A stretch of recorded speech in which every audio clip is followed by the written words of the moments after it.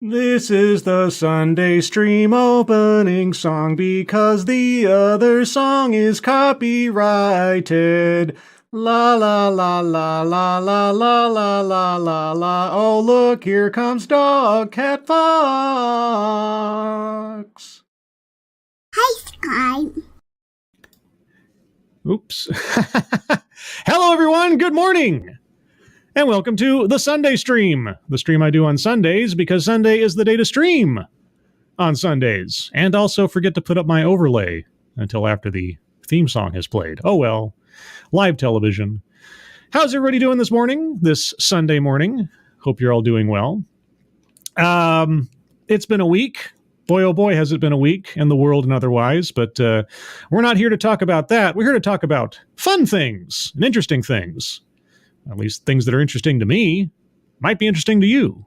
I suppose we'll find out. Before we get there, who is joining me on this wonderful Sunday morning?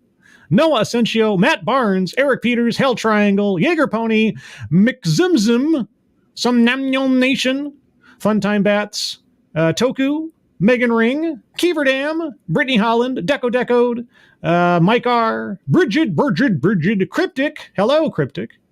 Hope you're all doing well. Let me pin the GoFundMes as Kiever Dam has pleasantly provided us. Yes, if you take a look at the top of the chat box, there are two GoFundMes there, one for Shady Grin and his friends and his kitten. They need a little help because things have befallen them in various ways. If you have an opportunity to take a look, I know they'd appreciate it, and I would as well, so thank you so much. But what's on the docket for today? Well, a subject I haven't visited in a little while, at least a couple of months at least, has been police and prison abolition, or quasi-restorative justice. In the news a few days ago, I think it was a Chris Cillizza article. You know, Chris Cillizza, remember our favorite friend at CNN, Chris Cillizza? He put out one of his little rinky-dink commentaries commenting on the idea that, not incorrect idea, I'm with him on this, that the defund the police movement that took place over 2020 into 2021 didn't really do the Democrats any favors heading into the primary, not the primaries, the midterms. I'll get my words right at some point this morning. And so it got me thinking about where is the police and or prison abolition movement now, after we've had a couple of years of it sort of percolating and experiments having been tried in different cities of, defunding or defanging the police and such. And so, well, I thought I'd take a look at least one entry into that. And this comes from I believe it's the University of Illinois at Chicago, I think is where this is coming from, or at least is grounded at. It's a lecture by a couple of people on, well, police and prison abolition. So we're going to take a look at that. A couple of editorial notes. I did remove a decent chunk from the beginning of this because it was things like, here are the rules for the people in the chat, and here's how you use Zoom. And also, I am sorry to tell you, I did remove the rather lengthy page-long land acknowledgement that took place ahead of the lecture. I know you're all very disappointed in not being able to hear the land acknowledgement. But if you would like to, a link to the entire lecture or presentation is in the description below. So, with all that being said, let's get into Welcome to Epidemics of Injustice, Health Equity for Every Body, which is going to, I think, transition very briefly into prison and police abolition.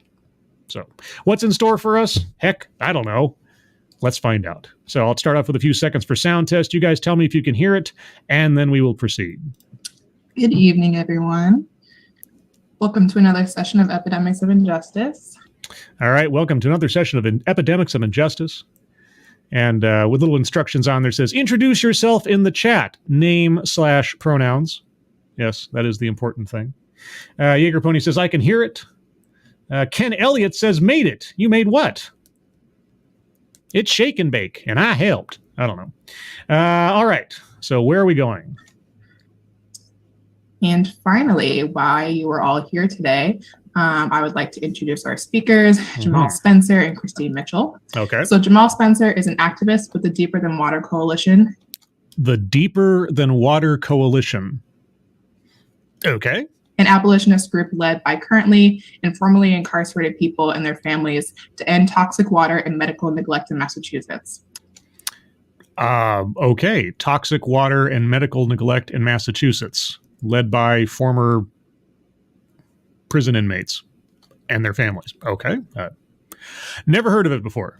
And Christine Mitchell is a senior research associate with the Health Instead of Punishment program at Human Impact Partners, a national nonprofit based in Oakland, California, committed to bringing the power of public health to social justice campaigns and movements. Oakland, California. Now, I think that's where one of the very first restorative justice pieces I ever looked at was based out of. It was a lady who was talking about eliminating prisons and replacing it with community justice centers. And their first project, I believe, was supposed to be in Oakland, California. I don't know that ever actually happened, or if it did, I haven't looked up on it recently. I probably should. But okay, so health instead of punishment, I think she said. Yep, that has the whiff of restorative justice. She's an organizer with the Boston-based Deeper Than Water Coalition and a co-author of the American Public Health Association policy statements on law enforcement, violence, and carceral systems. Carceral system. Holy cats, Brett Ide. Brett, thank you so much. Let me get a oh yeah. I think that's the pronunciation you meant. I'm going to go with that's the pronunciation. Thank you so much, dude. That's, again, as always, ridiculously generous of you. I appreciate it very much. Thank you. And a couple more hellos while I'm at it. Spoonie the Rebel. This is Kyle. Good morning. Good morning. Good morning. Good morning to you. Arc 210. I think Bishop. And if I missed anyone else, I apologize. But all right. So we have two people from the Deeper Than Water Coalition from various chapters. She is a Master of Divinity from Harvard Divinity School. Master of Divinity. Does that make her divine? And a Doctor of Science in Social and Behavioral Health Sciences from Harvard T.H. Chan School of Public Health. Oh, okay. So we have like an actual like accredited expert here. All right. So round of applause for Jamal and Christine. Yay! Yeah. Thanks, y'all. So I'm going to start with just a sort of short-ish, 20-minute or so intro to start the research on policing and incarceration and health, and why abolition as a public health strategy should be something that we're talking about and moving towards in public health. Okay, so if this is going to go for 20 minutes, this will probably make the bulk of the show. In real time, I'm only going to go for about an hour and a half. So depending on how interesting this introduction is, in the most part, we'll decide whether or not I do a part 2 on this, say, next week. So let's find out together. And then I'm going to turn it over to Jamal, who will share some of his experiences with y'all. Okay. With y'all. Share my screen. Are you going to share it with y'all? Cool. Oh, also another editorial note. In a couple of places where I noticed them, I did take out some long pauses where nothing was happening or being said. So there may be a couple of jumps in the beginning here. I didn't do them throughout the thing, and that's the only other editorial that I had on it. I am not going to keep an eye on the chat, so if something happens that you need my attention, just come off mute. I empathize. I empathize. So I want to start out just with a little thought experiment, and I'll have a few of these throughout. But start off just encouraging you to think of a time when you felt safe. Think of a time when I felt safe. Right now. Or, when I woke up this morning in bed and I was comfy. Okay, that was easy. Who was there? Nobody. What were you doing? Laying in bed, being warm and comfy. What did it feel like? Warm and comfy. who is not there? Everybody else. Try to imagine it as vividly as you can. Oh, I can imagine it vividly. It was just a couple of hours ago. And then think to yourself, were the police there?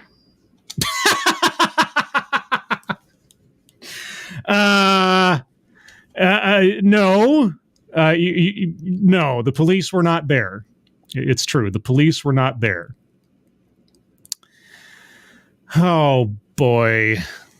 At the time when you felt safe.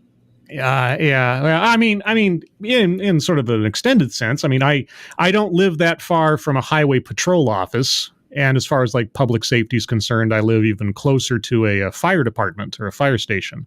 So in a sense, I am near to law enforcement and public safety all the time. Which makes me, I do feel sort of in a passive way safer as a result of that. Is that what you're getting at? Most of the time, people will say no to that. Oh, will they? Most of the time? Oh, okay.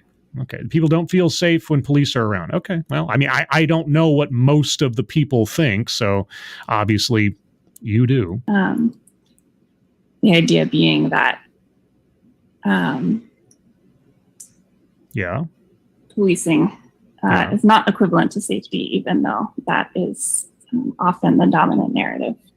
Okay, well then I'd be curious to know if you heard a crashing window sound at 3 a.m. at your house, who would you be calling to try to protect you? I mean, maybe it isn't the police. I don't know. Maybe she's going to tell us that she has an alternate plan or already has an alternative at her home. I don't know. I'd be curious to hear it, though.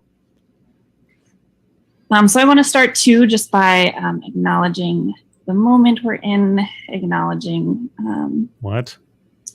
That we continue to be in the middle of a pandemic that is wreaking havoc in carceral settings. Wreaking havoc in carceral settings. I think carceral settings alone probably have a certain level of havoc inherent to them, given the population they're in, but what do I know? Thank you, Kiefer Dam. Lexi's here. Start over.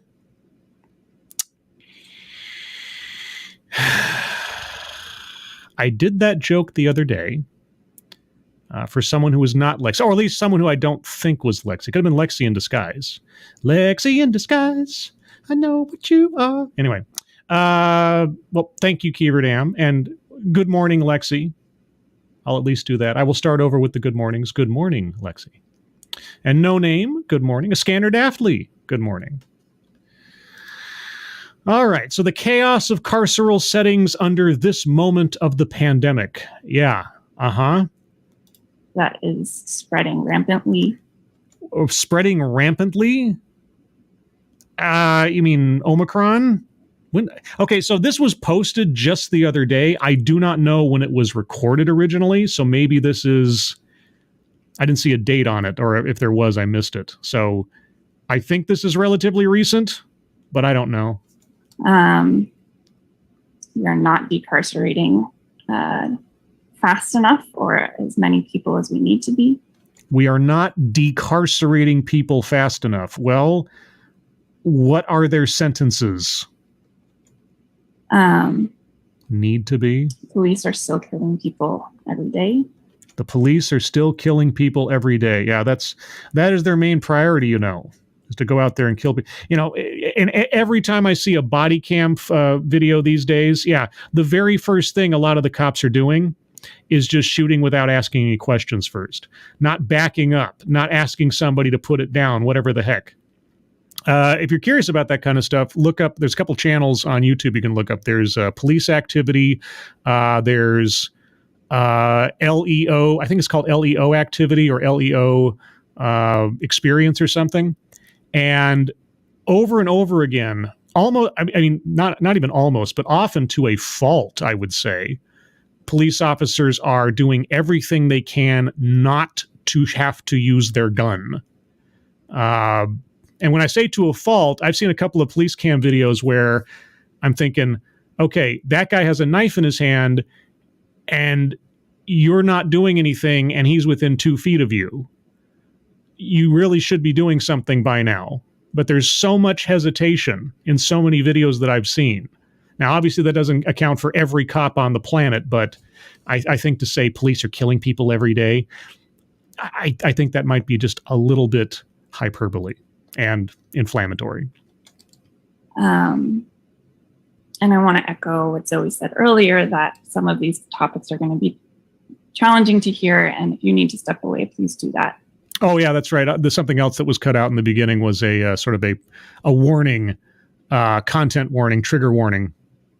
So, yes, there was that, too. This may be very disturbing. I also want to acknowledge, too, that many of you in the room might have lived experience with this. Uh-huh. And those who have lived experience don't need statistics or a slide deck or a professional organization to tell you that policing and incarceration are harmful to health. I'm going to just provide some of that data today. I don't know. If a person who would harm other people is incarcerated, is that harmful to health? You know, the health of the people who aren't harming other people? I don't know. But keeping in mind that we need to trust the experiences of people who have been harmed by policing and incarceration.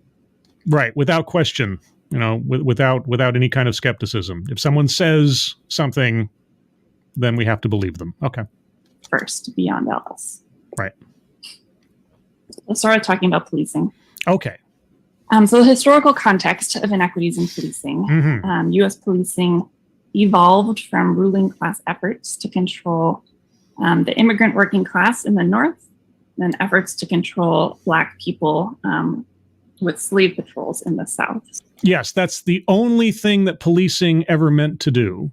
There was no kind of policing that took place in, say, Britain, or what is now the UK, prior to really America being a thing.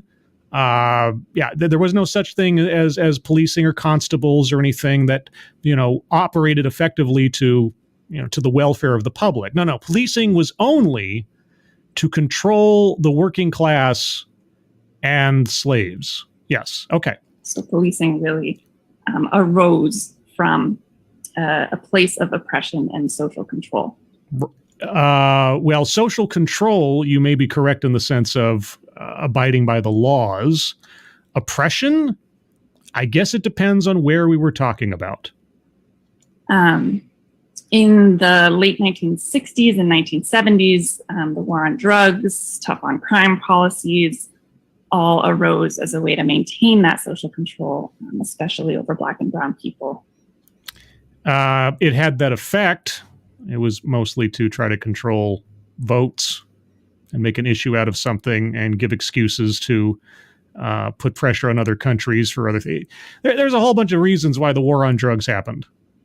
It wasn't just to oppress Black and or brown people. And then paired with the increased militarization of police, we see them now with tanks and helicopters, all sorts of weapons, and protections from accountability that we see often. They are not held accountable for doing harm. Oh, right. Yeah, police are never held accountable for doing harm.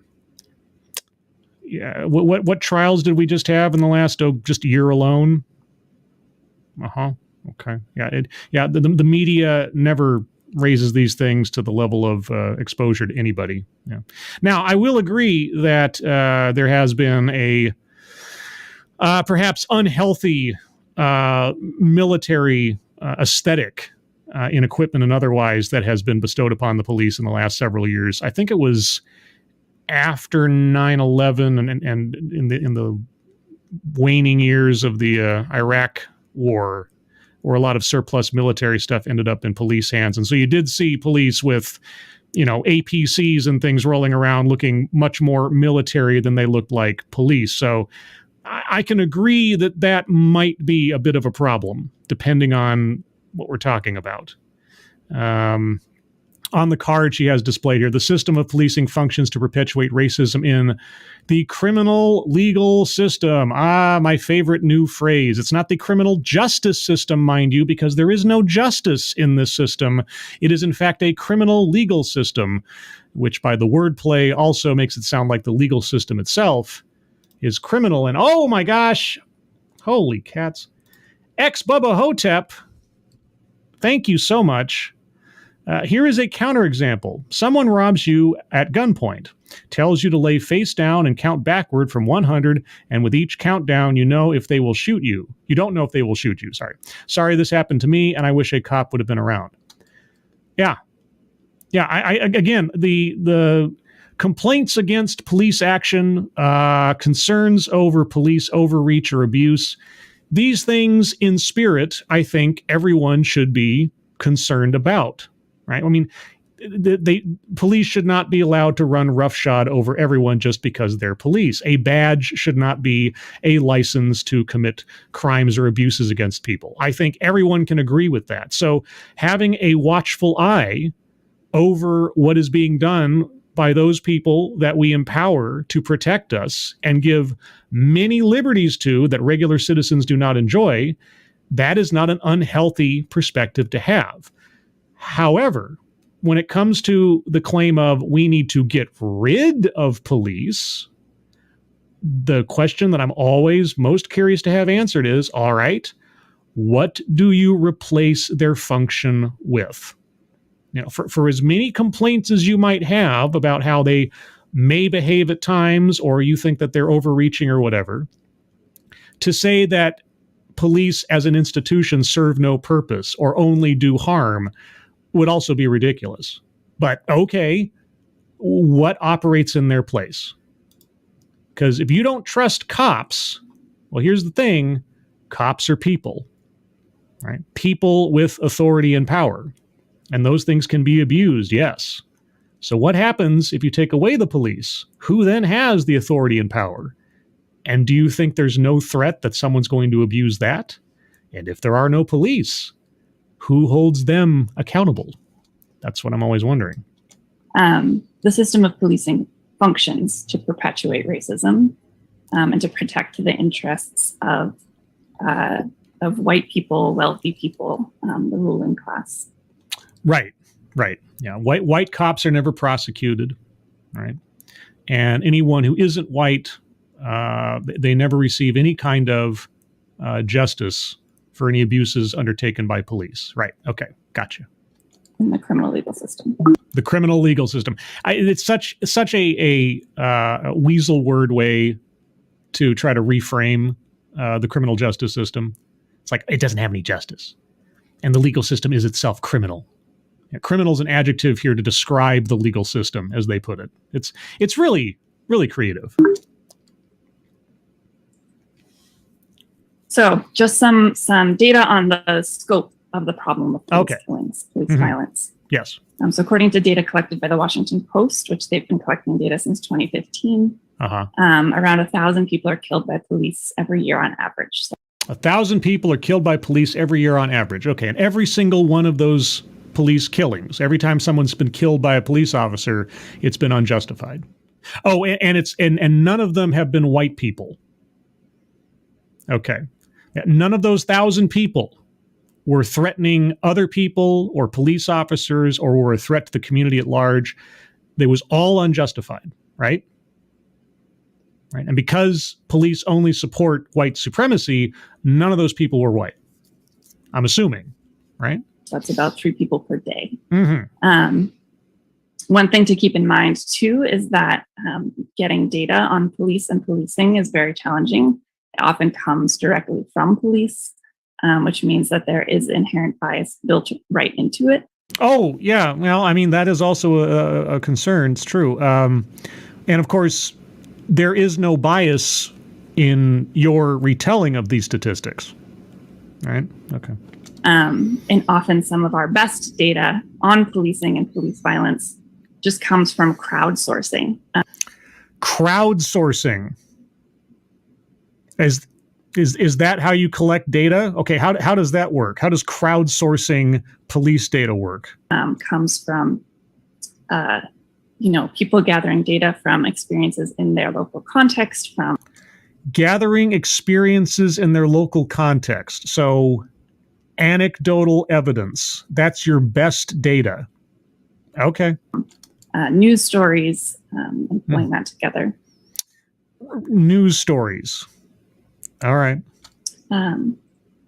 Which, of course, depending on the source you're getting it from, have no bias themselves, of course.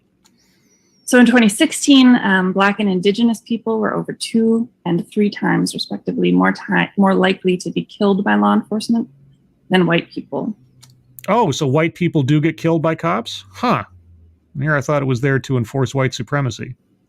And whenever we talk about this, I like to emphasize that that is because of the racism that is inherent in policing. Oh, okay. So police are killing people because police are inherently racist. Okay. It is not because of any sort of inherent criminality of Black or Indigenous people. It is because law enforcement policies and practices are founded in racism. Okay, so every time someone who isn't white is shot by police or killed by police, it is fueled by racism. There are no other factors. The police aren't there because a crime was reported. The person involved isn't in the process of committing a crime. Okay, it's just racism. Okay. And so we see that play out, right? And so this is a study that looked at the 50 largest police departments in the U.S. Of the 4,400 people shot by police in those police departments in a 6-year span from 2010 to 2016, 55% were Black, which is more than double the proportion of the Black population in these departments' jurisdictions. Okay, so obviously that's because the police are racist, right? That is that result. So 45% were not Black.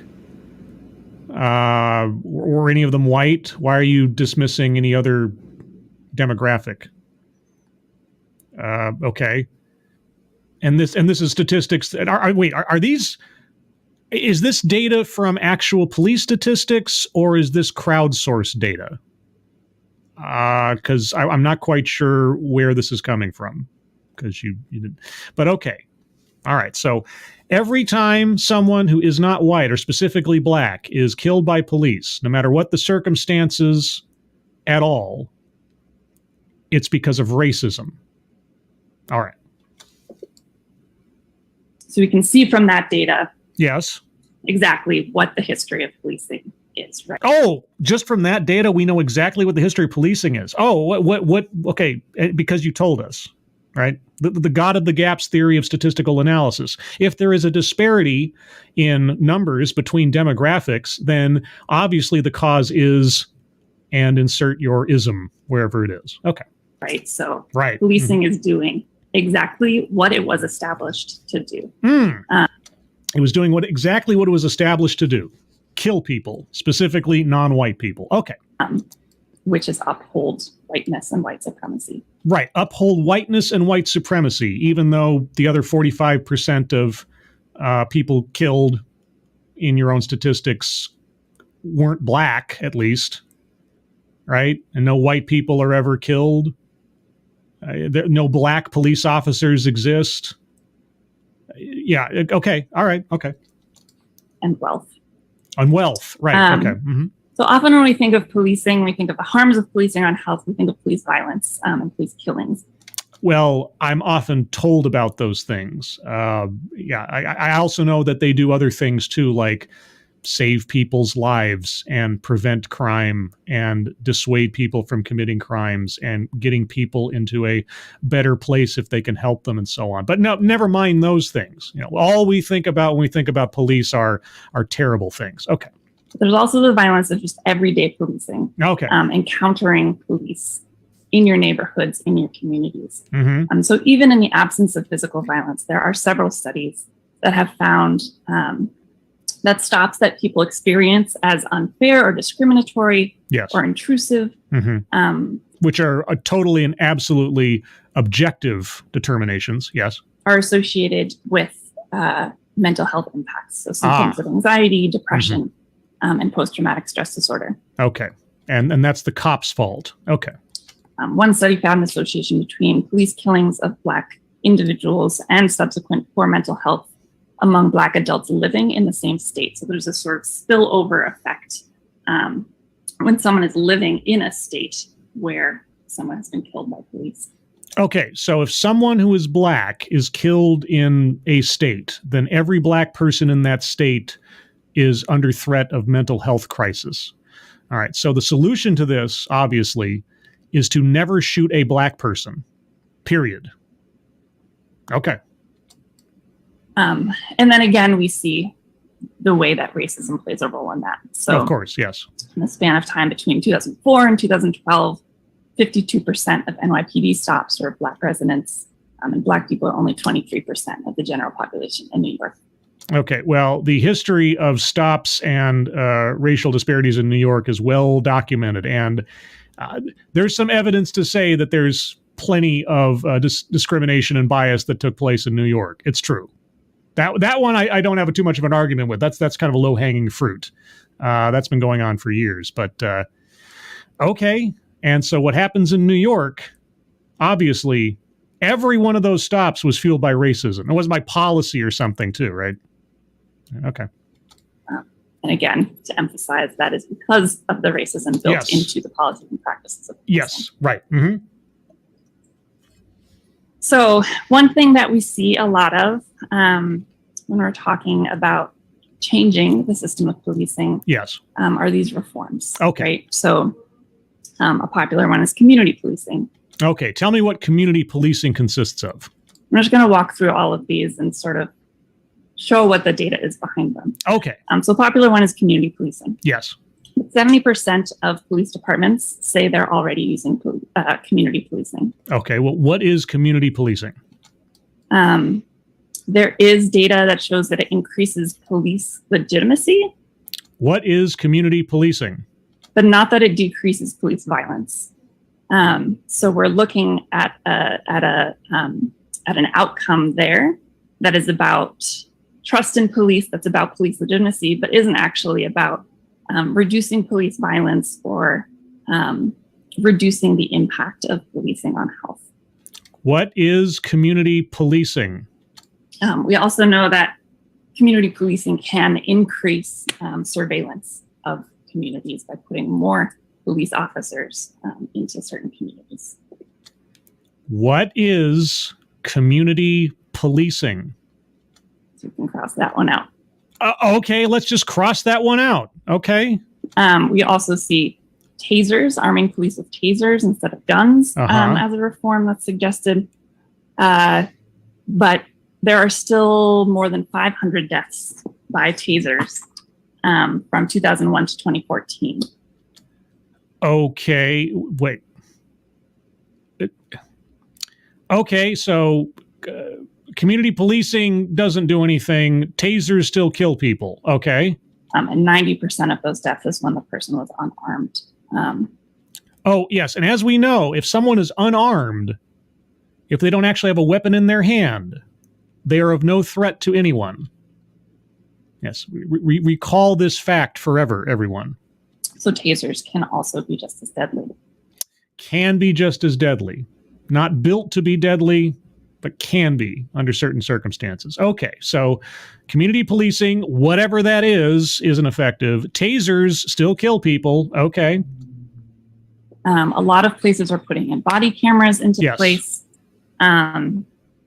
Okay, now, joking aside for a second, what is going to be your objection to body cameras? But we know that that ends up putting more money into police departments. Yeah, more money into body cameras.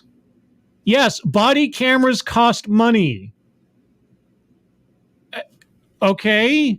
Fund getting body cameras for them. Yeah. There's no standardized policy for what to do with the footage. Well, it depends on the state. It depends on the jurisdiction. Yes. Okay. You know, because states' rights and local controls still exist. You want to say, I mean, if you want to set some kind of federal law over body camera footage access, by all means, go for it. But that's your biggest complaint so far? To whether that is shared publicly? Yes. Well, it all depends on the circumstances. Is the footage necessary to be kept private for the sake of the investigation into a crime? I mean, these days, honestly, it's usually not until after something's been adjudicated that the footage is released to the public. All right. But sometimes the footage is released to the public within 48 hours of an incident having happened. It all depends on the jurisdiction. Yeah, there is no standard because every case is different. And in a national study of over 2,000 departments, there's actually a statistically significant association of police officers wearing body cams with a 3.6% increase in fatal police violence. Oh, really? Really? Okay, what study is that? What? Okay, so you don't want body cameras. Is that it? So if we remove the body cameras, then the violence goes down. Is that what you're saying? So that is not actually a great reform either. Okay, so community policing doesn't work. Tasers are deadly. Body cameras increase police violence. Okay, well, heck, I guess just throw all those out. All right, what's next? Increased training for police. We often see de-escalation training or implicit bias training being recommended. Yeah. There really isn't a lot of research or data on whether implicit bias training changes behavior or whether it decreases police violence. Okay, so you can't say one way or the other then? But again, we know that increasing training for police also pours more money into policing instead of into communities. Oh, okay. All right. So paying for training to try to reduce unnecessary violence is still money going to police. Paying for body cameras to hold police accountable and have an accurate depiction of events is still money going to the police. And that's bad in and of itself. Okay. And then finally, a lot of folks say we need more diversity within police forces. Oh, we need more diversity in everything, I'm told every day. So if we had more women on the force, if we had more Black people on the force, then we'd see a decrease in police violence. Because obviously police violence is only committed by white people, as we know. But there are several studies that sort of debunk that. Oh, okay. All right. You want to name any of them? One study found that there's little effect of having increased diversity on police forces. Even though police forces are inherently there to support white supremacy, if the majority of the police force is not white, what happens then? And in fact, that as the ratio of Black officers rose in a department up to a threshold of 25%, the number of fatal encounters between police and Black residents actually increased. So are you saying that Black people are inherently violent or something? What? At 40%, that trend flips. You'd need at least 40% of the force to be Black in order for that to be at all effective. Oh, okay. So the white cops got more violent when there were Black people in the force. But if you get above 40% in a police force, then the violence goes down. Okay, well, then I guess the solution there is to fire every white police officer, huh? I mean, if skin color is the only thing necessary to bring down police violence, well, heck, I'd say we found our panacea. So what should we be recommending instead? Well, that is what I'm here for. For all the complaints, for everything else that may or may not be a legitimate concern about policing and police, that's all fine and good. But all right, it doesn't really matter, right? It doesn't really matter what your complaints are because the ultimate statement is abolish the police. So good, bad, truth, untruth, all of it is irrelevant. Abolish the police, period, right? Okay, so all that being said, yes, what are we supposed to replace the police with? Go. A public health approach focuses on primary prevention. So it focuses on looking upstream at how we can prevent people from encountering police in the first place. Okay, so that's the goal, to prevent people from encountering police in the first place. Okay, well, that doesn't sound like an abolish the police situation. That sounds like the police still exist situation. But okay, what do we do? And so some suggestions of ways we can do that. Decriminalization, so decriminalizing activities that are really shaped by the experience of marginalization. Decriminalize activities shaped by the experience of marginalization. Okay. I would recommend, just as a sort of living example of an attempt at that, San Francisco. I think you should look at some of the policies regarding decriminalization in San Francisco, just as one example, and tell me how that's going. So things like houselessness, substance use, and sex work. Divest from policing, right? So this is the whole movement from 2020 to defund the police is really a public health movement. Yes. And how has the public health improved in those places where police were defunded or workforced, right? How has that gone in those places? Because we've seen places we've seen cities and jurisdictions who have made moves in those directions. Okay. Those have been taking place. So what success stories do you have to give us from these experiments? To divest from police and then invest in the social determinants of health.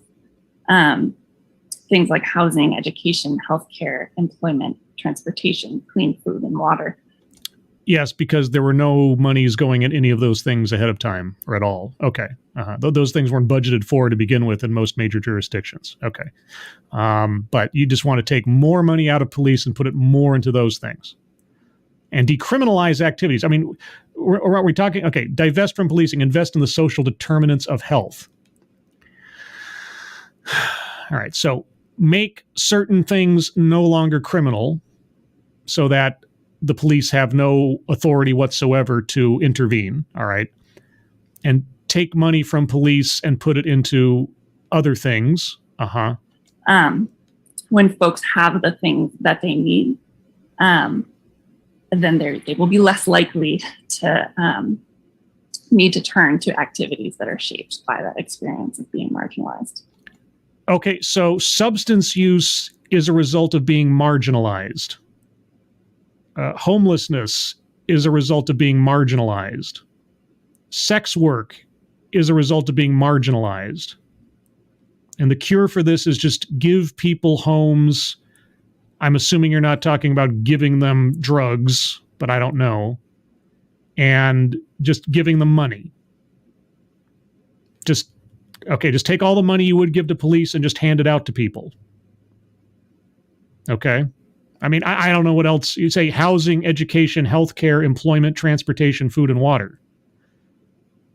Okay? And so if you do that, there will be no homelessness, no drug abuse, and no sex work. Okay. And then finally build up, so invest in non-police, community-based, and community-led programs for responding to violence and crisis.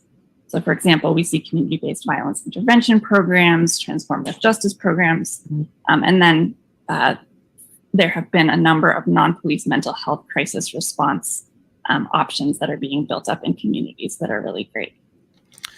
Okay, so once you've decriminalized certain things, if someone has an issue that would have otherwise involved the police previously, instead call community-based violence intervention programs. Okay, are the community-based violence intervention programs, are the personnel there armed in case a violent incident in which they are intervening becomes or does not stop being violent? Transformative justice. What do you mean by transformative justice? I mean, I can imagine, I've heard plenty of it in the past, but I don't know. Non-police mental health crisis response. How does that work? If someone's having a mental health crisis, how do you evaluate ahead of time whether or not the person having the crisis is a physical threat to themselves or others? And what do the non-police responders do in an instance where someone does become violent or is threatening to harm themselves or others? What then? How do you figure that out before someone arrives? And what if it transforms into something else after they've arrived? What happens then? I like to point to MH First, which is in Oakland and Sacramento, California, which is completely non-police. So is not filtered through a police hotline, is not funded by the police, doesn't touch the police at all. So is it all backed by the government? Does it have any authority? What is their oversight? Has their own separate line, their own separate funding source, as Okay. opposed to a model like Cahoots, which I've heard of Cahoots. That's Oregon. I forget exactly what it stands for, but yeah, a funny name. But yeah, they do what is it, like a drug intervention or divergence or something? Cahoots is actually like a nod to the fact that they're in cahoots with the police. Okay, is that a bad thing? They are funded by the police, and they are sometimes a co-response model. So Cahoots is definitely a step up from having police respond to mental health crisis, but we can go further still. Again, who is you said MH1, I think it was, in Oakland. Okay, who are they accountable to? What is their oversight? When does someone call them, and what do they do if a situation becomes something they can't handle? You know, if time is of the essence of something, do they then call the police if they encounter a situation they're not equipped to deal with? There's no police involvement at all in anything that MH1 does? Okay. And now shifting to talk about incarceration a little bit. Just to take another minute to breathe as we move out of that section and into a very related one about incarceration. Oh yeah, I need a minute to breathe. That was so draining.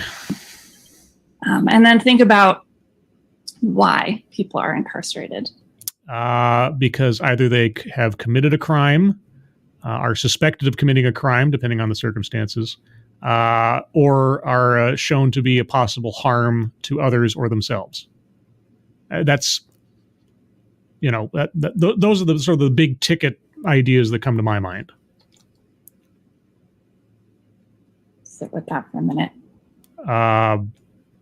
Okay, we'll sit with that for a minute. Not going to change anything I've just said. So we see very similar patterns play out in incarceration. Wait, school punishment policies? Okay, well, I guess it depends. What do you mean by incarceration? We talking about like juvenile hall too? I mean, what?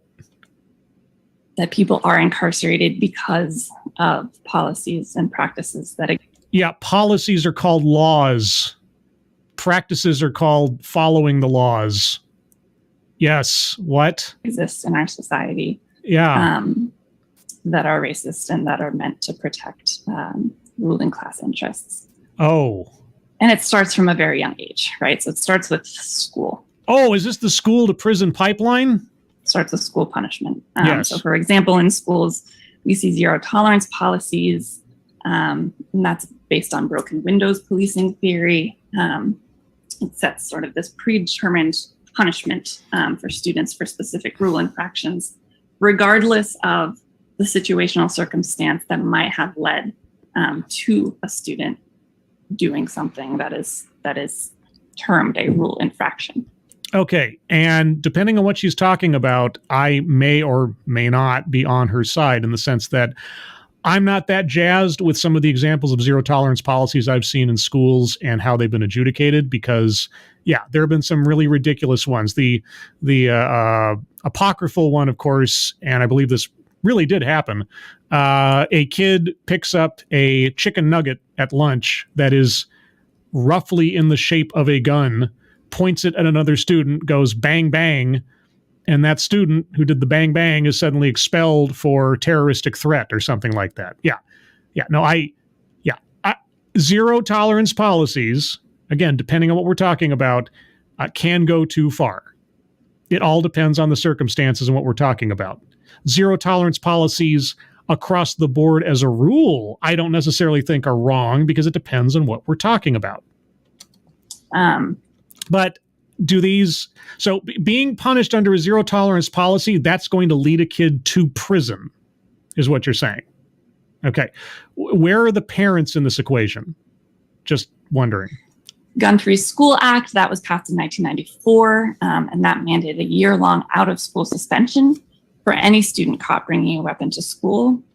Should students not be discouraged from bringing guns to school? Should minors not be discouraged from bringing guns to school? Why is that on your list? Again, regardless of any sort of individual circumstance. What individual circumstance do you think justifies a child bringing a gun to a school? Please do elaborate. And then finally, willful defiance suspensions. So the way they define willful defiance is disrupting school activities or otherwise willfully defying the valid authority of school staff. So this was law in California for a long time, and 40% of school suspensions in California in the year between 2010 and 2011 were for this willful defiance. Okay, well, you're going to have to give me some examples, because if you want me, as the listener, to allow for individual or situational circumstances in not punishing someone, you're also going to have to acknowledge the individual or situational circumstances that justify punishing someone. Or am I not meant to do that? And are you not required to do that as well? Thankfully, that is now being shifted. Is shifted to what? Were all of those suspensions unjustified? Are you going to tell us anything about that? Of course not. And also, when is it okay for a minor to bring a gun to school? As a policy. And so when we see a school punishment play out like that, we also see racial inequities. Oh, we do. Oh, yeah. Do we see statistical differences between racial demographics in a thing? Oh, do we? Yeah, that doesn't take place ever. Okay. So 40% of students expelled from schools each year are Black. 40%. So the majority are not Black. Okay. Despite only making up 15% of the general population of young people. So obviously the school's racist, right? The only motivation there is racism. Okay. And again, keeping in mind the context, right? That those... What context? You're not giving us any context. Policies and practices that I talked about in the last slide are formed from a groundwork, a foundation of racism. And that is what leads to these racial inequities. Wait a second. Okay. Either the policies target people on the basis of their skin color, right? Or they end up punishing zero tolerance policies. Zero tolerance. So are you saying they're only being applied, the zero tolerance policies are only being applied to non-white students? I mean, I guess that's the implication. All right.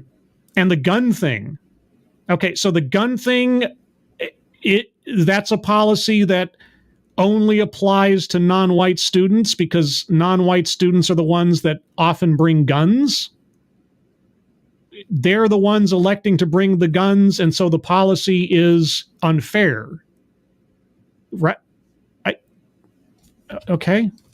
For example, we see way more school resource officers or school police officers in communities that have large Black and brown populations. My father was a school security officer, worked with a police officer at a high school, and the high school was mostly white. So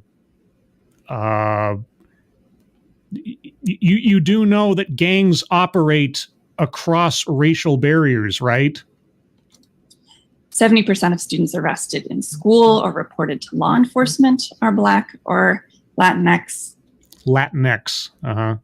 I would love to see your actual studies on these, because in the past, I have done scripted videos where I've done research on some of these claims and looked up the sources on some of the evidence they gave and found that it was cherry picked.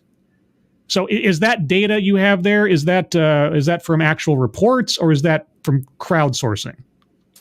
And then Black children are 3.5 times more likely to be suspended from school than white children. Source? Where? And that's because the schools are racist, right? Okay. And we know that teens who experience a childhood suspension are more than twice as likely to be arrested than those who had the same observable risk for a suspension, but avoided being sanctioned. Okay, and the only possible factor that could lead a child from being a problem child at a school to becoming a problem adult in society is what the school does. There are no other factors in a child's life. There are no other individuals or circumstances in a child's life that may contribute to this outcome. Their behavior in school is not a reflection of other circumstances taking place in their life. No, the school's action is what leads the child to worse incidents in the future. That's how that works. Okay. I just want to make sure I understand. As long as the schools don't punish any children, there will be no criminals. So you can see how racial inequities in punishment begin at a very young age. I see how there are statistic disparities between racial demographics. And you telling me that the cause of those is racism. You're not showing me any evidence that that is the case. Statistics alone are not evidence of cause. I don't know if you know this, but it's true. And bring us to incarceration, right? So yeah. Schools lead to incarceration. It's not bad behavior leads to punishment in schools and then leads to incarceration because someone is behaving badly. It's not because of home life circumstances. There's nothing else going on. It's just the schools produce criminals. Got it. That's the idea behind the school to prison pipeline. The school to prison pipeline. Boy, in one of the original TEDx bingo cards, I had school to prison pipeline on there. It doesn't come up very often these days, but boy, it makes me so happy to hear it. Pretrial incarceration is another, part of incarceration. Yes. Where people are incarcerated in jail before they have been convicted of anything. Yes, and on the subject of cash bail or being held ahead of trial and so on, there are areas in which I agree. It doesn't make any sense. If you're innocent until proven guilty and people are locked up for up to years prior to actually being put on trial to determine their innocence or guilt, that is a punishment for a crime that you have not been convicted of. People can try to dance around that, but it's true. Now, what is the solution to that? I've heard several, and it goes in between replacing cash bail with a checklist system at the discretion of a judge, which are just trading off one thing for another. But on principle, I do have a problem with cash bail in particular, and the idea of incarcerating someone prior to their actually being convicted. These are sort of, on the one hand, philosophical objections, while also understanding the reality of the situation. I don't know that I have an answer, and I'm pretty sure no one else has an answer either. So I'd be curious to know what our speaker has to say about it. So on any given day, that's about 482,000 people. So it's 65% of the total national jail population each day. 90% of people who are incarcerated pretrial are there because they can't afford bail. Yeah. And again, I agree in spirit with the idea that that is inherently unfair, that only people with money can afford their freedom. That is, well, on its face, un-American, just to be a little bit hyperbolic, I suppose, but not really. So, yes, I am not a fan of the cash bail system or the principle thereof. But again, I am challenged to think of an alternative when it comes to certain situations. For no other reason than they just can't afford Yes. to bail themselves out of jail. Yes. And we know that jail populations have more than tripled since the 1980s. And 99% of that growth is because of pretrial incarceration. Yeah, I get it. So the impacts of incarceration on health. Yeah, jail's not a very fun place. Prison is not a healthy place. It's true. That sort of sets the scope of the problem. Now talking about how it impacts health. This photo is a photo of a makeshift filter that someone in Massachusetts sent us, the Deeper Than Water Coalition, which Jamal and I can talk more about, that they used to filter out the water in the prison. Just held it over the tap. This was a white T-shirt. This is how the Deeper Than Water Coalition came to exist. Okay. You're not going to find me arguing with the notion that even in prison, the circumstances should be humane and healthy. So if you've got a prison that has black mold and, poisonous water and, et cetera, you're not going to hear me arguing against the notion that even in prison, people should be treated humanely and not be subject to inherently dangerous health circumstances just for the sake of breathing the air and so on. So you got me there. What does that have to do with... So you just want to abolish prisons because they can have health problems? Is that the argument? Okay. Should we, also abolish any hospital that has any of these things as well? As we learned about the toxic water in Massachusetts. Mm-hmm. And then, the reason we call ourselves Deeper Than Water is because the problems of incarceration go so far beyond water. Well, that's very deep. But even that very sort of basic human need and human right is also denied. And that's not just in Massachusetts. That is a national problem. Scanner Daffley has a good point. Wouldn't prisons need more funding to fix plumbing and mold issues? Yeah. You want to send more money to the prisons? Is that what you want to do? So some of the conditions inside, beyond the water, that also harm health. There's poor ventilation. Sure. We see major problems with that with COVID. That's part of the reason, one of many, that has led to widespread infectious disease, including COVID right now. Extreme temperatures, so extreme heat in the summers, extreme cold in the winters. Yeah, it sounds like my apartment. Black mold, poor plumbing infrastructure, the toxic water, lack of nutritious food, infectious disease, and then sort of the both mental and physical impacts of the isolation and stigmatization. Yes, being isolated in prison and being stigmatized as a criminal. Yeah, I would love to know how you intend to cure people of that, I guess. Oh, yeah, if there are no prisons, I guess they can't be isolated. Of being incarcerated, of being separated.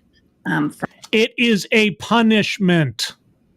It is not meant to be a happy experience.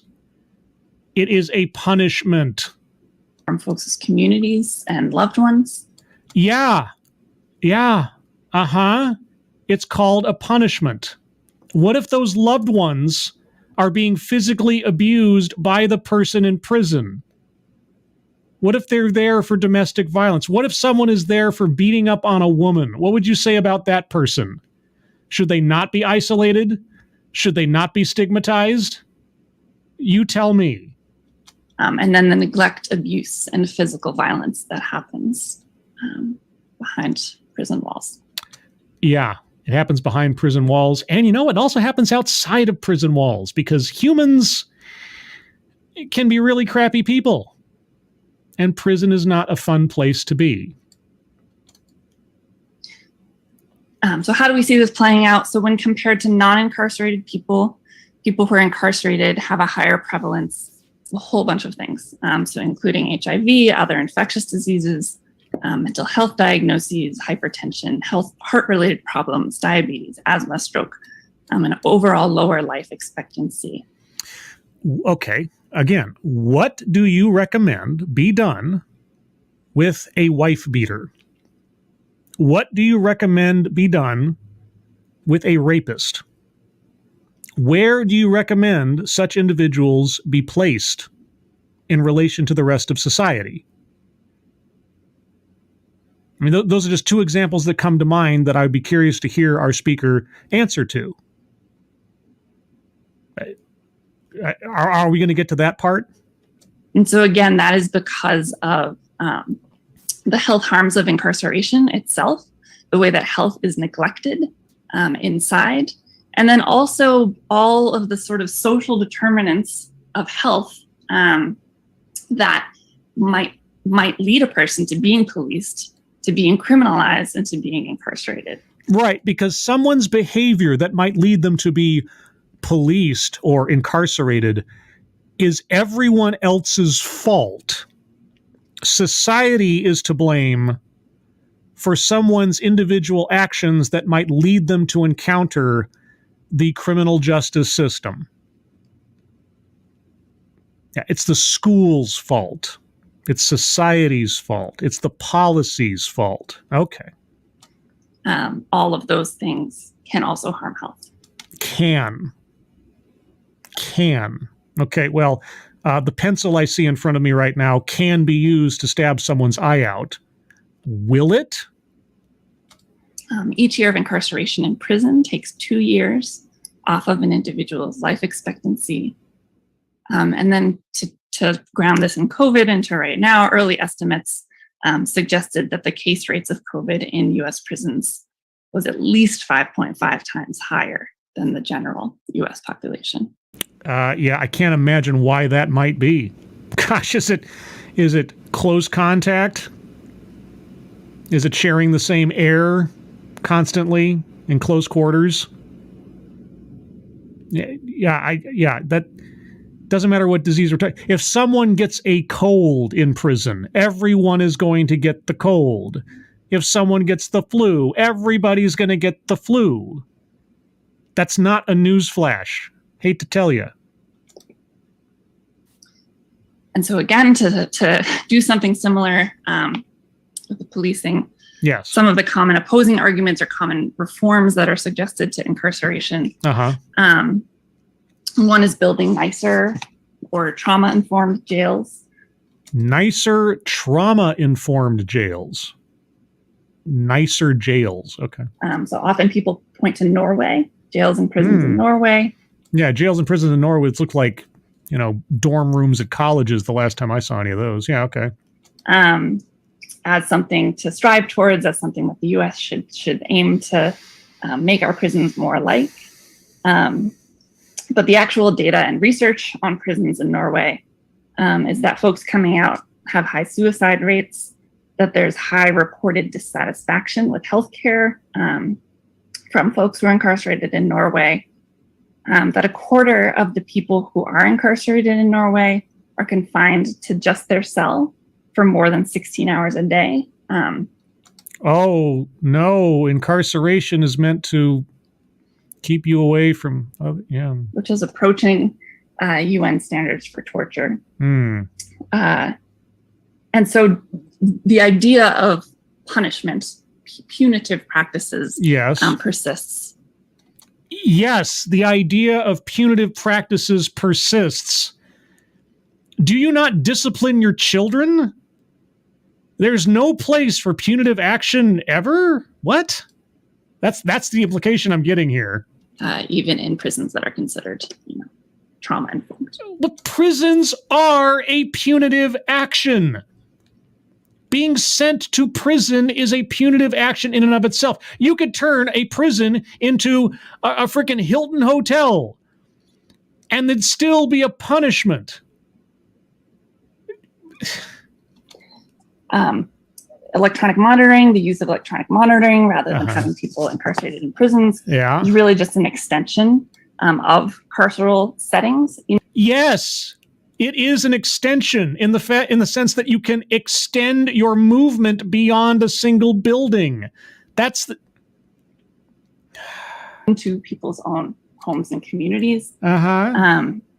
So there's a 2011 survey from the National Institute of Justice that surveyed folks who were being electronically monitored, found that 22% of people who were on electronic monitoring were fired from their jobs. And we know that job loss is associated with all kinds of negative health consequences. Wait, they were fired because they were electronically monitored? Or were they fired because they were convicted of a crime? What?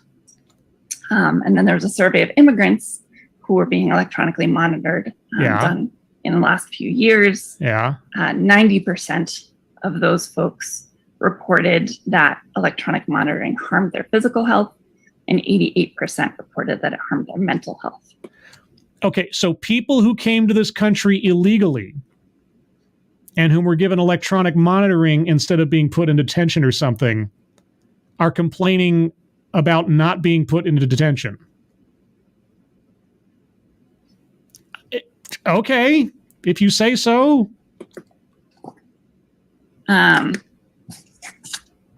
Another is that decarceration is not fair to survivors. Decarceration is not fair to survivors. Well, yes.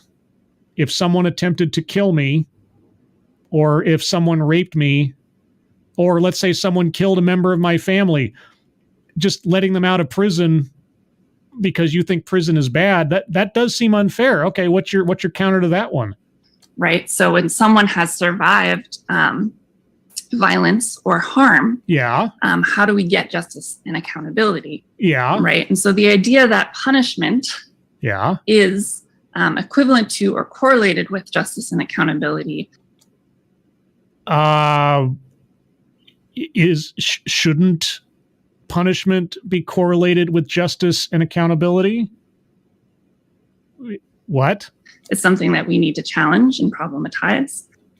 Problematize? You want to problematize, and I'm using her word, whatever it is, you want to problematize the idea that punishment should be associated with justice and accountability. Oh, okay. Well, what do you suggest in the alternative? And part of that is by listening to survivors. Okay, you have a survivor of a domestic violence situation that says, please keep that person away from me and my children. Would you say depriving them of contact with their family is a punishment? Or would you not want to keep them away from their children? What? Right. And so research that has been done in speaking to survivors and trying to capture their experiences and their desires, an overwhelming majority of survivors. What is an overwhelming majority? What does that mean? 50.1%? Prefer some form of accountability. Yeah, accountability. And accountability does not involve a punishment. It happens outside of the carceral system.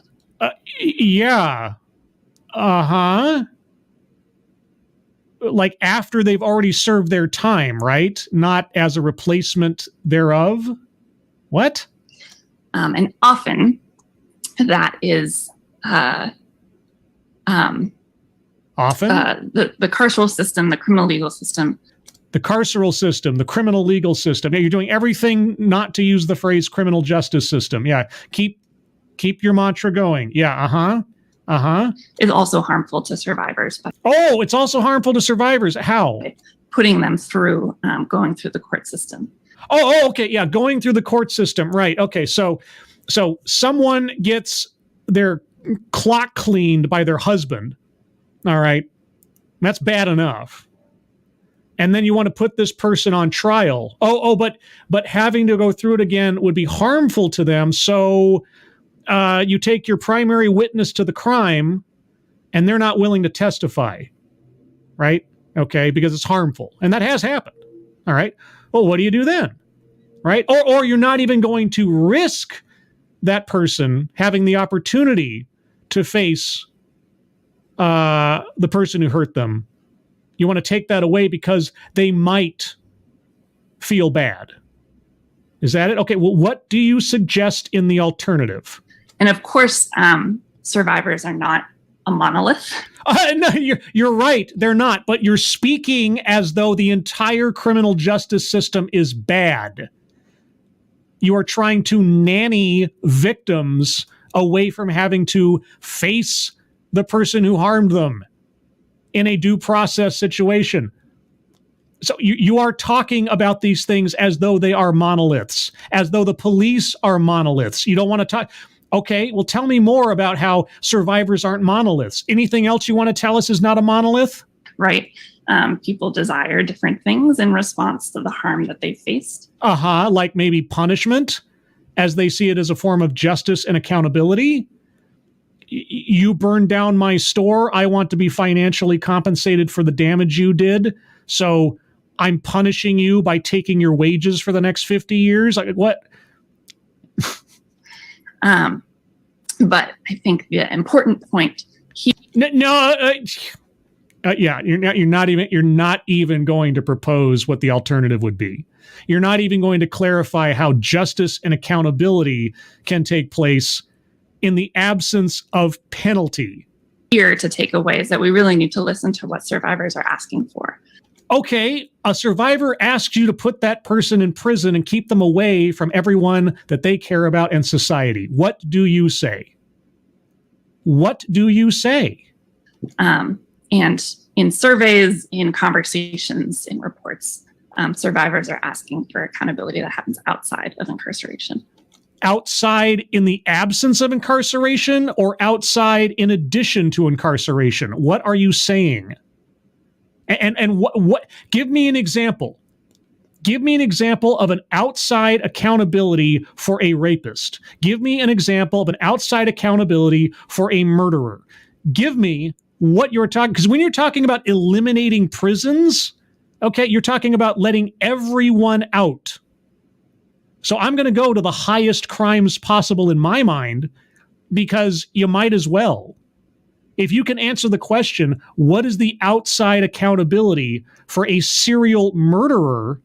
Well, then I have some idea in the diminishing levels what it would be for anyone else of any other kind of crime. But you're not going to tell us that, are you? Or even make a proposal. Just get rid of prisons, because prisons can be unhealthy places. And even though survivors aren't monoliths, survivors say they want things to happen outside of prison. And then finally, the argument that incarceration increases public safety. Yeah, okay, well, serial killer. A serial killer is in prison. Does that person being isolated away from society increase or decrease public safety? Go. Again, if we look at COVID. COVID? Okay, COVID is a relatively, in glacial terms, momentary inconvenience. You're talking about eliminating prisons. This argument was being made before COVID, and it'll be made after COVID. COVID is irrelevant to this discussion. We can sort of debunk this. Decarceration during the early months of COVID was not correlated to any increase in crime rates. Again, crime rates are... Really? No one let out early because of COVID committed any crimes? Really? So there were no instances in an increase of crime by letting people out of prison on the basis of COVID. Okay, let me pull my John Cena card. Are you sure about that? A somewhat problematic way of measuring harm, because crime itself is a social construct.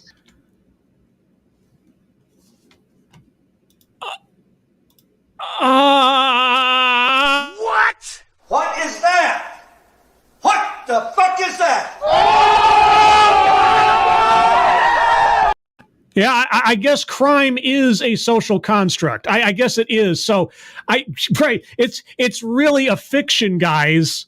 It's really a fiction. You know those laws we came up with? You know, those the kind of rules that we're all supposed to live by? Those are social constructs. They don't really exist. And crime, as a result of breaking those laws, you know, those laws that don't actually exist, is itself something that doesn't really exist. It's just a social construct, guys. You know, it's just a social construct. Oh, you had your sister killed by some guy? Oh, you know what he did? Social construct. Oh, you had your eye knocked out by your abusive husband? You know, social construct. That's all that is. That is created by people in power. And two, it's really just a measure of where policing is happening and not necessarily where harm is happening. Lady, are you kidding me right now? Really? Oh, good golly. And so again, if we look at a public health approach here, it looks very similar. It looks very similar. Yeah. Make crimes not crimes. Take money away from prisons, even though you want prisons to have better facilities, but obviously less money means that. And then community-based non-carceral measures to ensure accountability, safety. Well, okay, I'll give her a couple of minutes here, and then I'm going to wrap this up for the week. I don't know if I'll continue this. Maybe we'll have a part 2 next week because we do have a second speaker. But, okay. So the public health approach we recommend around policing. So things like decriminalization, reallocating funding. Do you want to decriminalize activities in jail or just decriminalize things in general? Is that, I mean, it's the exact same thing as the first one, right? From incarceration, so from the construction of new jails and detention centers and prisons into the social determinants of health, and then developing, implementing, and supporting community-based and non-carceral measures to ensure accountability, safety, and well-being. I'm looking at the clock. Okay. Because I have something I have to do at the top of the hour, so I have to be mindful of that. I'm going to give this another couple of minutes. Okay, and I'll just end on this section here, which is imagining a different world. A different world? I remember that show. What else could we have? I don't know. And how does public health inform that vision? Okay. So another minute, just to take a breath. Oh, God. And think. Think of a time when you've been held accountable for harm you've done. When I've been held accountable for harm I've done. Okay, let's see. Well, and I've told this story before. There was a time in college where I had sex with my friend's crush, and he knew it was going to happen, and he asked me not to do it, and I was drunk and I did it anyway, which isn't an excuse. It was just the circumstances. And I lost that friend as a result, and I lost all of our associated friends because I'd betrayed him, and I was ostracized from an entire social group of people I built up over a couple of years at college. And you know what? I deserved it. Okay. Yeah, I can remember a time. Yep. For a harm I've done. Yeah. You know what really sucks? Being held accountable for something you haven't done. That's a whole other story. By someone that you love. Yeah. Okay. Yeah. And he was my. What did that feel like? Terrible. How did the person approach you? In tears. How do you wish? That's not me pausing. How did it feel to be Okay, accountable? that was the video. I'm stuttering there for a second. So I like this graphic. This is coming from Danielle Sored. She wrote a book called Until We Reckon, which is about violence, incarceration, and A Road to Repair is the subtitle.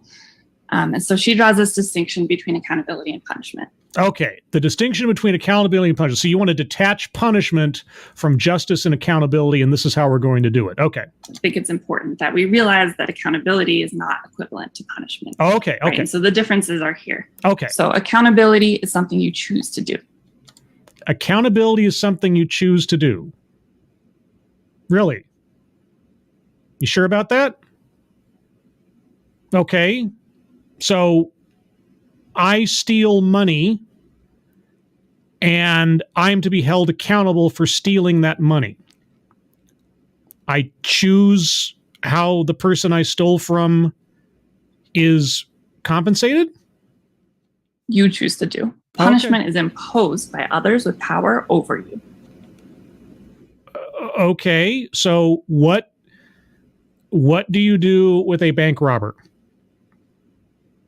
All right, what accountability do you apply to a bank robber? Just as a random example.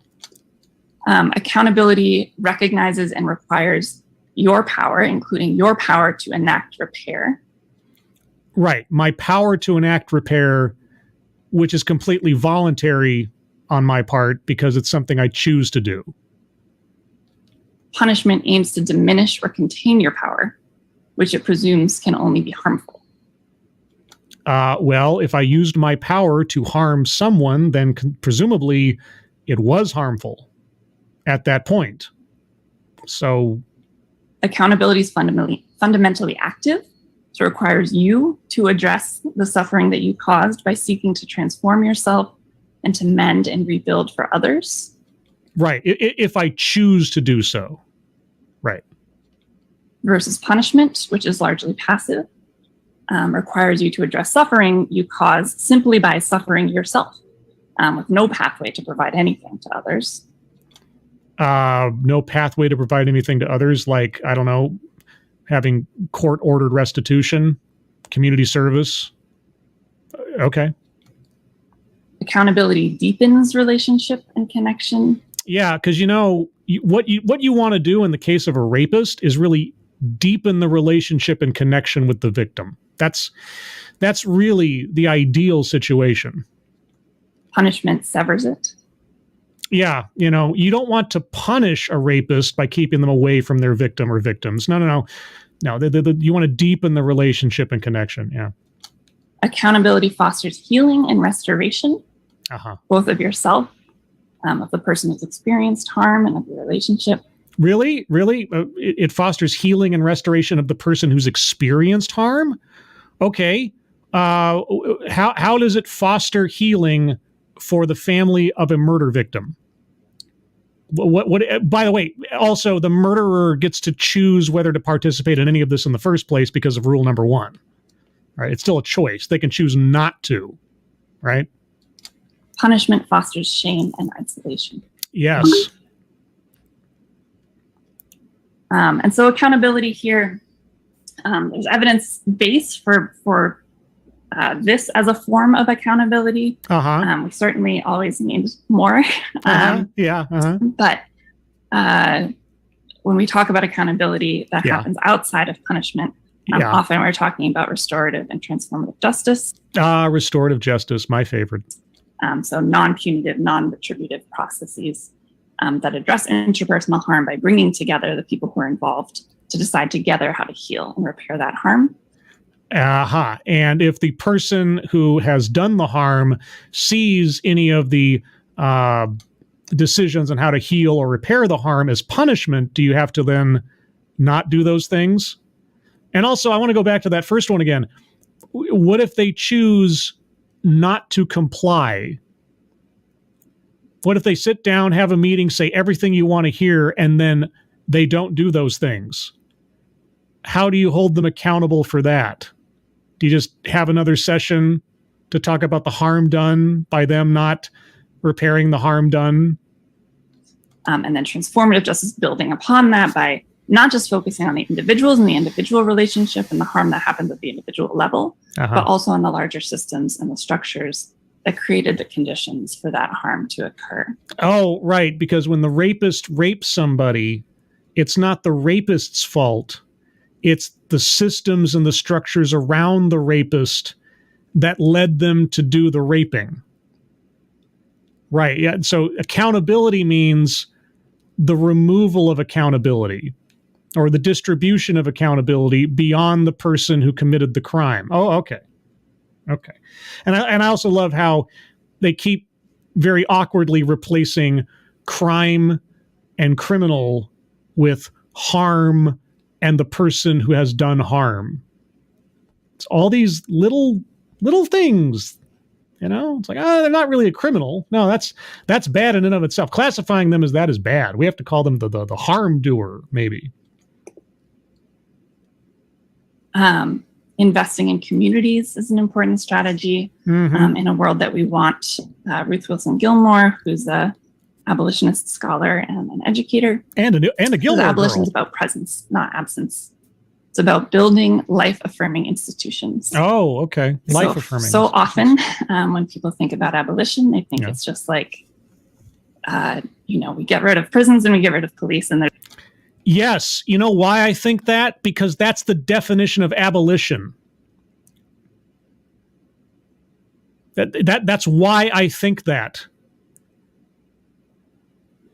If you do not mean that, why do you say that? There's nothing in its place, right? Well, you haven't led me to believe otherwise throughout this entire presentation. But really, abolition is about building together. No.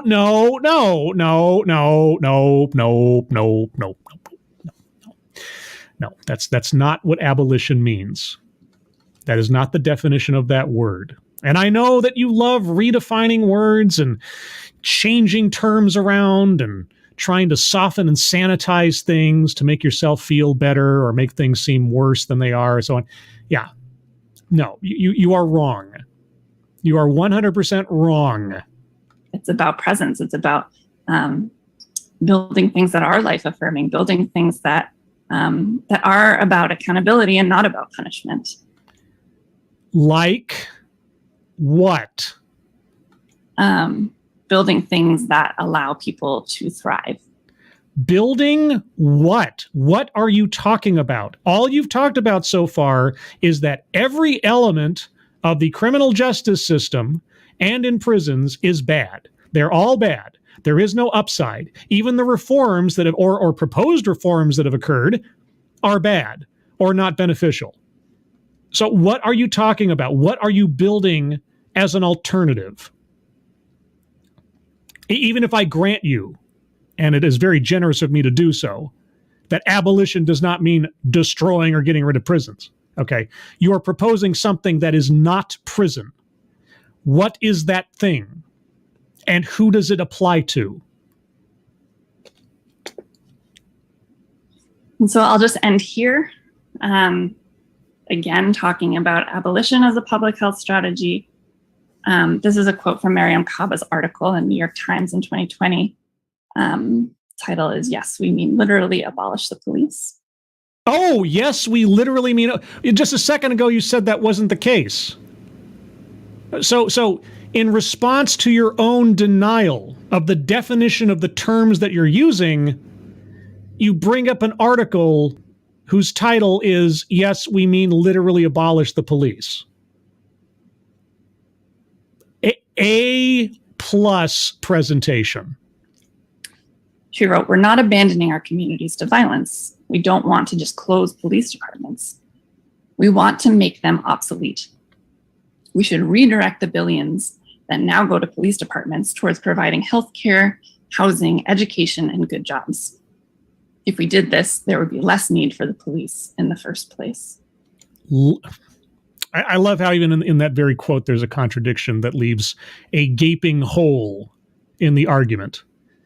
We want to make police obsolete, full stop. There would be less need for the police in the first place. How less? 1%? 5%? Okay, I'm done. I'm done with this for now. I'm just getting frustrated and irritated, more so than usual, I think. So I'm going to stop there. I am going to debate with myself if I want to do a part 2 on this next week. We'll see.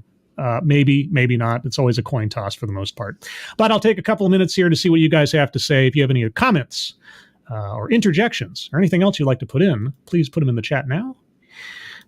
Snow Pilot. Not all criminals commit their crimes because they're poor. Some people are just evil. That is, well, evil is a bit of a philosophical term, but yeah, some people are just out to do harm. This is true. No Name. This is the opposite of intelligent. Is there a word for that? Lexi Mads. That is exactly.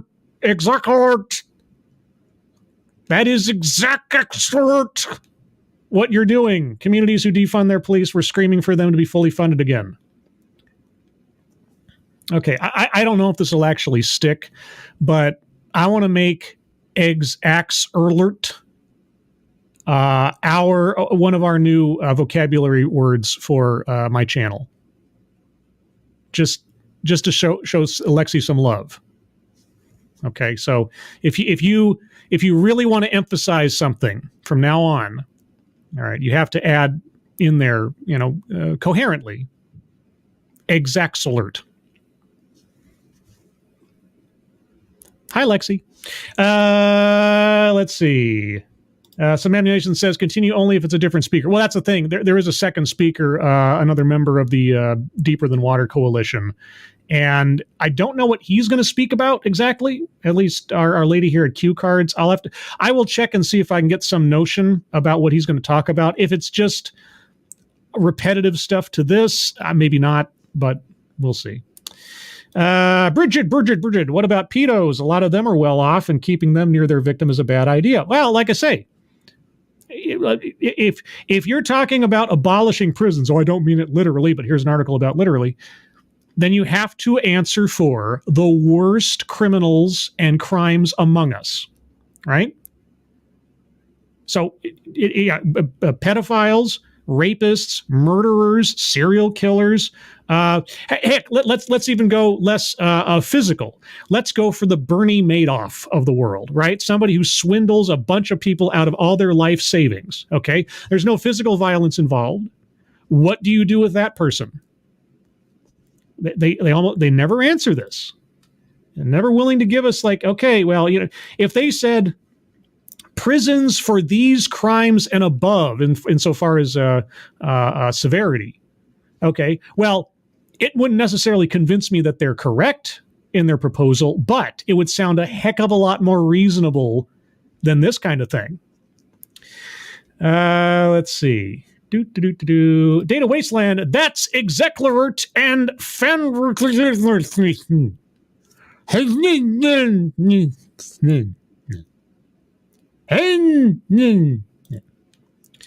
I take muscle relaxants and cannot be trusted in chat. That is the lesson we must all take away today. Okay, well, now you make me feel like a jerk.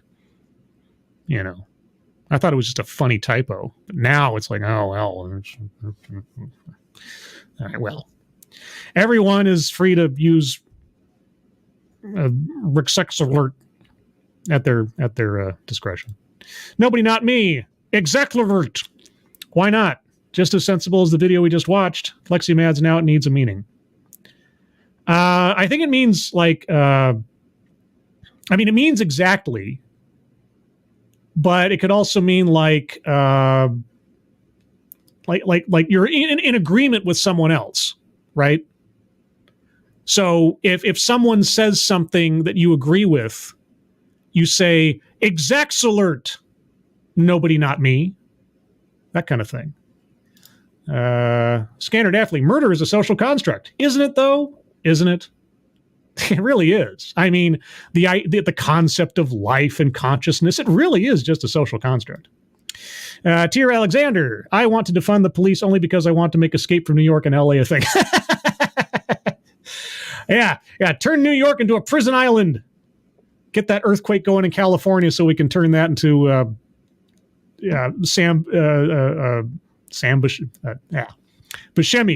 Steve Buscemi. Sam Buscemi? I don't know where that came from. Anyway. All right. Well, there you go. Some ammunition. An exclamation in the affirmative. Execlerert. Yes.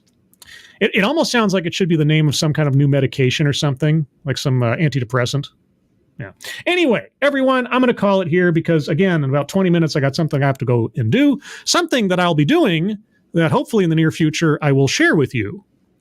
Okay, I'm going on a podcast of someone, and it'll happen, and then once it's published, I'll share it. But anyway, everyone, thank you for joining me this Sunday morning for the Sunday stream. Hope you found something educational out of this or entertaining, even if it's in its cynicism.